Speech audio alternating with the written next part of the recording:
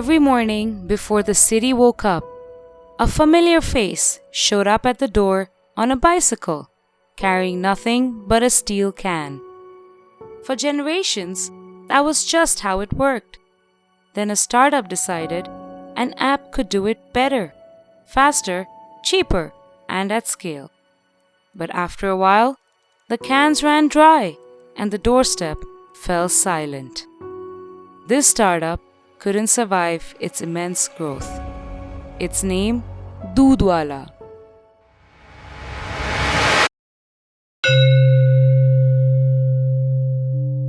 Welcome back to The Flop Side, the podcast where we uncover the stories of Indian startups that once soared only to come crashing down.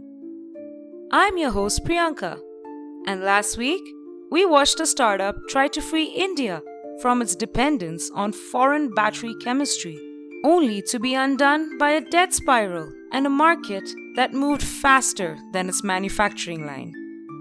This week, we're trading lithium for something far less technical and a lot more relatable.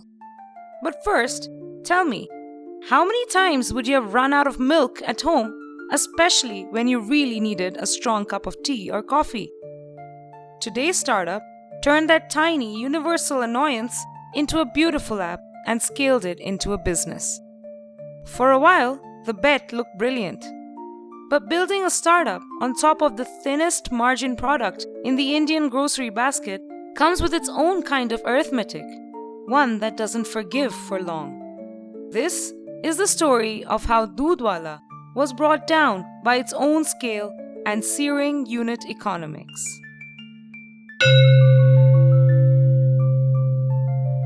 Act 1. The Spark. For decades, the daily milk delivery in Indian neighborhoods ran on an entirely informal, entirely trust-based system. A local milkman, sometimes a cooperative agent, sometimes an independent operator with a bicycle and a can, showed up before the household woke up, left the day's milk quota at the doorstep, and moved on to the next house. A quiet, seamless transaction that took place across millions of homes all over the country. A country that happens to be the largest milk producer on the planet, producing around 250 million metric tons annually and accounting for roughly 25% of global dairy output. That impressive feat came from a deliberate, decades-long push called Operation Flood, launched in the 1970s under the guidance of 𝗧𝗵𝗲 𝗙𝗹ឆિ, often called the father of India's White Revolution. It transformed millions of small rural dairy farmers into a massive, hyper-efficient cooperative network that to this day quietly processes tens of millions of liters of milk every single morning, long before most startups even entered the picture. But bridging the gap between that national cooperative and your morning cup of chai requires conquering the hardest part of any business, the last mile. In India, that last mile was mastered entirely offline. It is the hyperlocal web of independent vendors, a highly fragmented system that has remained stubbornly informal. Organized branded retail sales made up only a small sliver of total consumption. It is, in other words, a massive market waiting to be formalized. Recognizing the untapped potential in India's daily dairy habit, the founding duo, Aakash Agarwal and Ibrahim Akbari, two Bengaluru-based entrepreneurs, decided that this age-old supply chain was ready for a digital makeover. If ordering a cab or a meal could happen with a few taps, why not the one item that shows up at nearly every Indian breakfast table?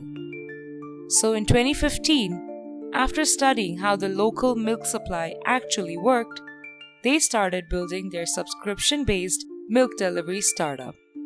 Launched in Bengaluru, Doodhwala promised to deliver fresh, farm-sourced milk to a customer's doorstep early in the morning before 7 a.m.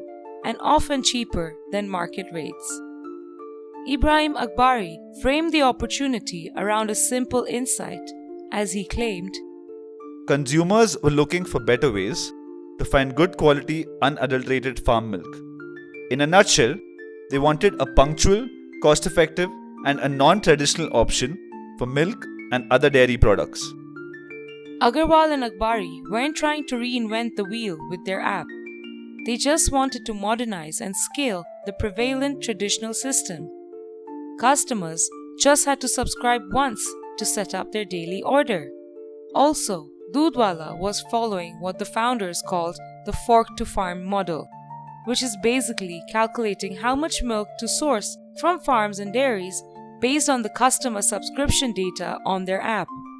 They were leveraging their software to extract user data and predict demand. And at a later point in their journey, they even claimed to have reduced wastage by 70%, a remarkable achievement that the traditional supply chain couldn't manage. Early traction validated their thesis quickly. Doodhwala's simple and reliable experience is what boosted its popularity quite early on. And as expected, there were some major eyeballs looking their way and purse strings waiting to be loosened.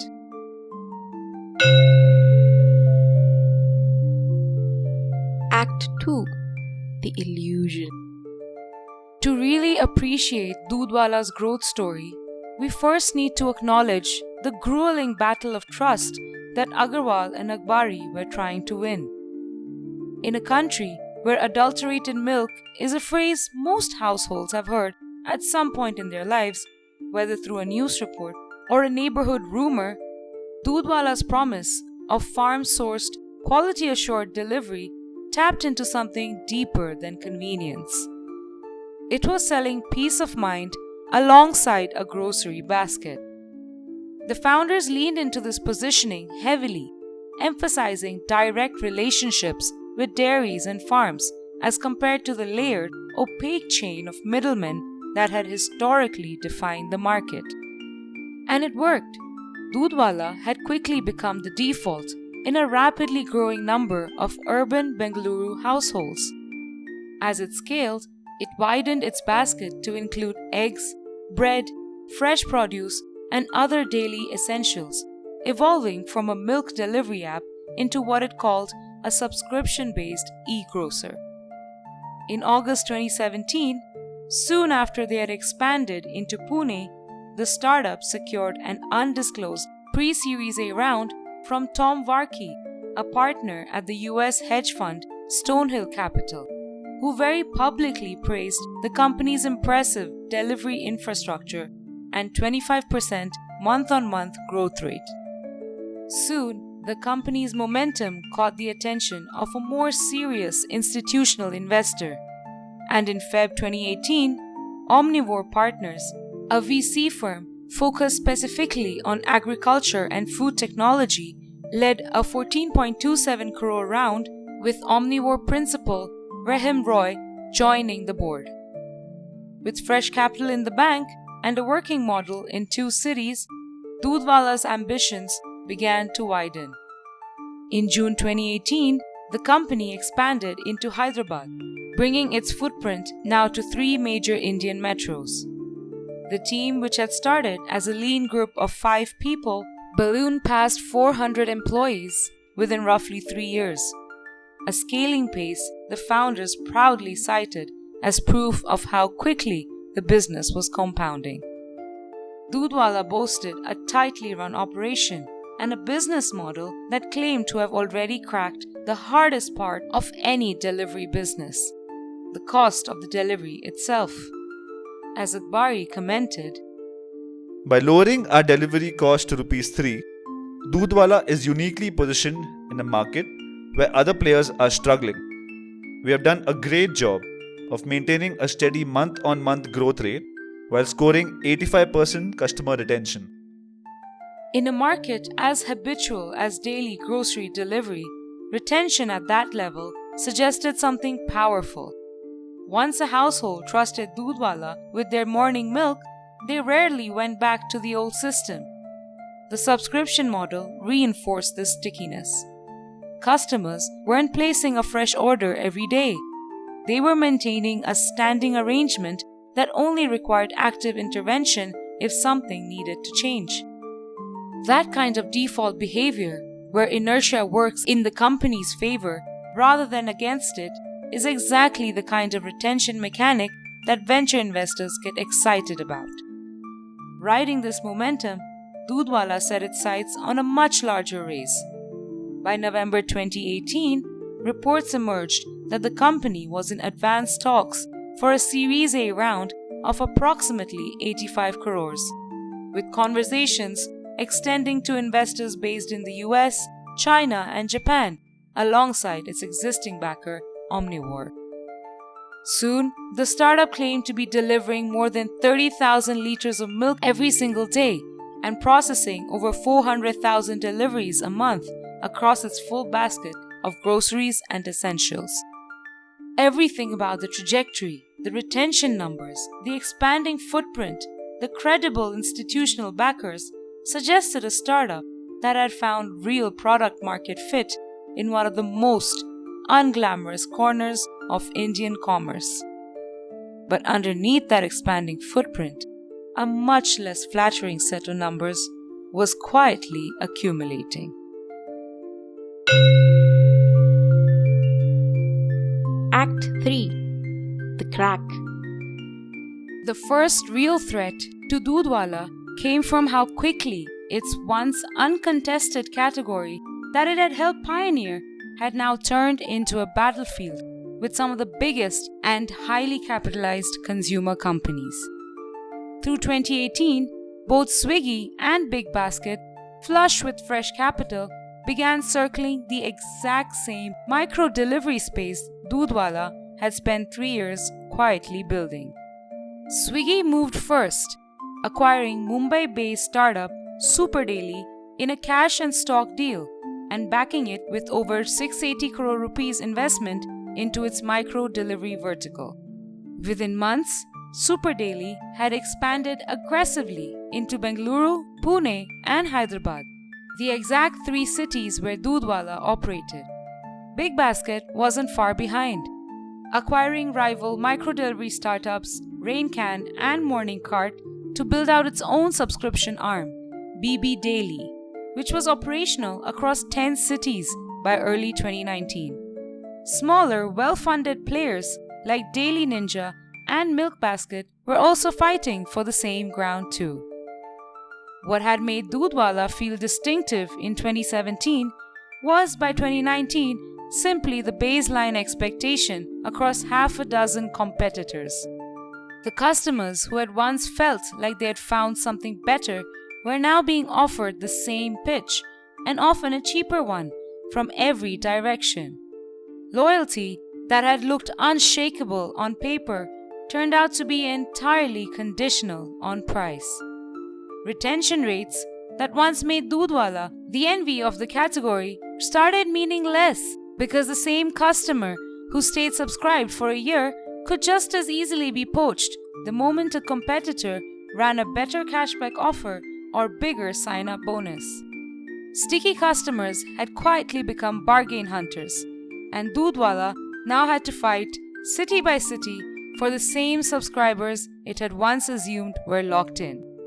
With 3 or 4 well-funded rivals chasing the same limited pool of urban households willing to trust an app with their morning milk, the cost of winning each new customer climbed sharply, something these rivals could easily afford at large scale. But here is the actual uncomfortable arithmetic that Doodhwala's growth numbers were quietly outrunning. The company sold milk at MRP. It charged no delivery fee. A single packet of milk in urban India typically retails for somewhere around 20 rupees at the time.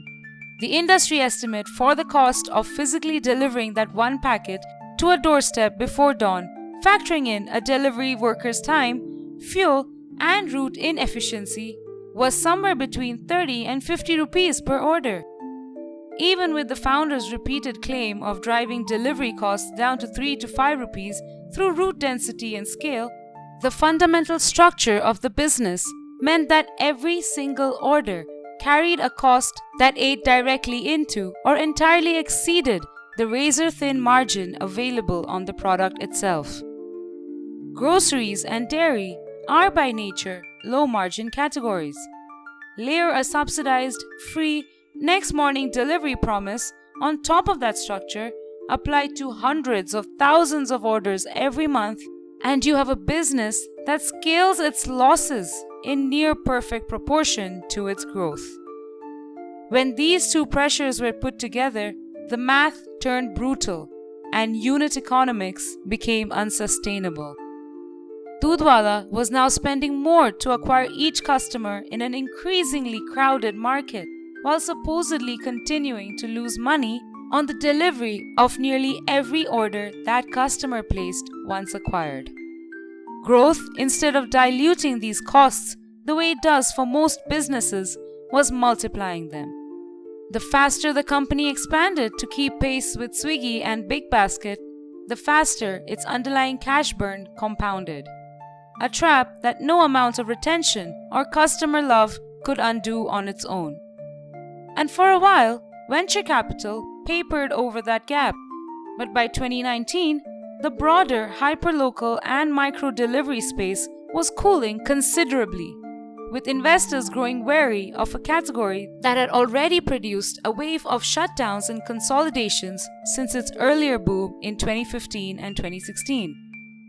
So in May 2019, talks with a prospective US-based investor for Doodhwala's next funding round collapsed without a deal. That single failed conversation set off a chain reaction the company never recovered from. Employee salaries, which had been paid on time throughout the growing years, began slipping.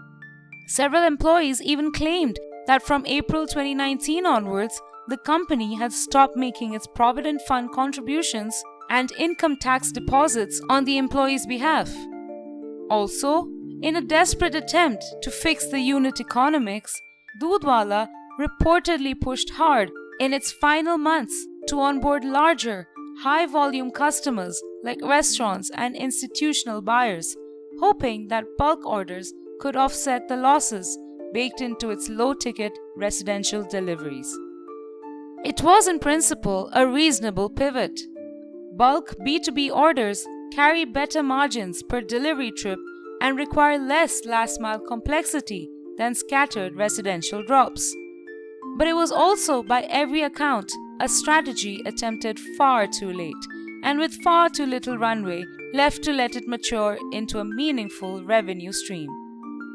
Meanwhile, vendors who supplied milk, groceries, and logistics services were watching their payments slow to a trickle and eventually stop altogether. Some vendors even halted supply early on, unwilling to keep extending credit to a company that could no longer settle its bills. Behind the scenes, the machinery that had once delivered 400,000 orders a month was quietly grinding to a halt.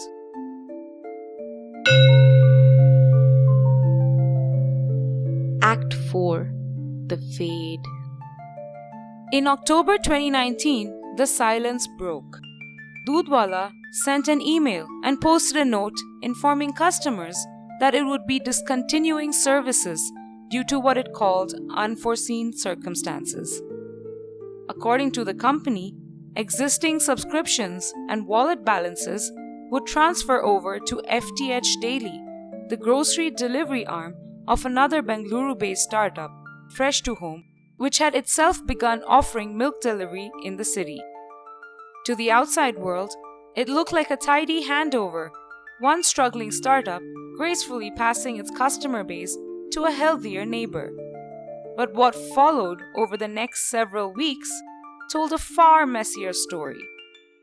Vendors began speaking to the press, alleging that Doodhwala owed somewhere between 6 to 7 crore rupees to roughly 30 suppliers. Employees also had a parallel story, raising complaints against the company. Some vendors even went to the extent of filing an FIR. Multiple people who spoke to reporters at the time alleged that the founders had become unreachable, with phones switched off and no response, characterizing the pair as having effectively vanished from view. 𝗵𝗲 did eventually respond publicly, telling the News Minute that the company had not shut down entirely, only its customer-facing wing, which had been handed over to Fresh to Home. He denied that the founders were absconding and maintained that outstanding dues would be paid if and when the company had the funds to do so. Whatever the unadulterated truth is of the final months, the company's exit left behind a trail that looked nothing like the disciplined, lean operation 𝗵𝗲 had backed back in 2018. Now, if we strip away the chaos of the ending, what's really sitting underneath Doodhwala's collapse is a business that got its biggest question right, but its execution wrong. If we look at it through the pillars of the Sutra framework, there's a lot of important insights we can unravel. Starting with the kshetra, which is the market and the environment a business steps into. And on that front, Doodhwala's premise was genuinely sound. India's dairy supply chain really was, and largely still is, dominated by an informal, unbranded network. The founders correctly identified that trust, not just convenience, was the product households actually wanted. Where kshetra gets complicated is that being right about the battlefield and being actually capable and prepared for combat are two different things. In hindsight, Doodhwala shut down just months before quick commerce and doorstep immediacy would explode across Indian cities. The company wasn't reading the field wrong. It was unfortunately unable to defend its foothold against the bigger giants it was battling. I'll attribute this failure to two other pillars, the yantra and the artha. Looking into the yantra first, the product itself gives us a more complicated verdict than what first appears. Because the app worked, farm direct sourcing genuinely differentiated Doodhwala from a shelf of anonymous middlemen. Customers could change a next morning order as late as midnight, a level of flexibility the traditional milkman could never offer. Retention numbers north of 80% suggest the product delivered on its promise consistently enough that people stop thinking about switching back. If the test of yantra is whether you've built the right tool for the world you're selling into, Doodhwala largely passed it. The failure wasn't in what they built, it was in what they charged for it. Which brings the story to artha, the economics. This is where the foundation actually gave way. On a product with almost no margin to begin with, every single order Doodhwala fulfilled likely cost them more than it earned. And as we saw, scale, instead of diluting these costs the way it does in most businesses, inflated them instead. The B2B pivot that had the potential to offset the losses baked into low-ticket residential deliveries came too late. It should have been part of the plan from day one, built out in Bengaluru alongside the original business rather than bolted on years later with almost no runway left to let it mature. Bulk orders sitting next to a strong single-city consumer base would have given Doodhwala a powerful second engine to balance the economics and slow down the cash burn to a more sustainable and reasonable level. Focusing on developing a strong presence before spending aggressively across multiple cities could have made all the difference to their survival. Milk is arguably the single hardest product in the Indian grocery basket to build a venture-scale business around. Doodhwala didn't fail because the appetite for its product wasn't there. Where the business came apart was in the space between that opportunity and the economics required to serve it sustainably. So here's a question worth sitting with. And I guess this one can extend into our personal lives as well. Is spreading yourself thin a failure of discipline or a refusal to admit that what you had at the moment was already enough to keep you going?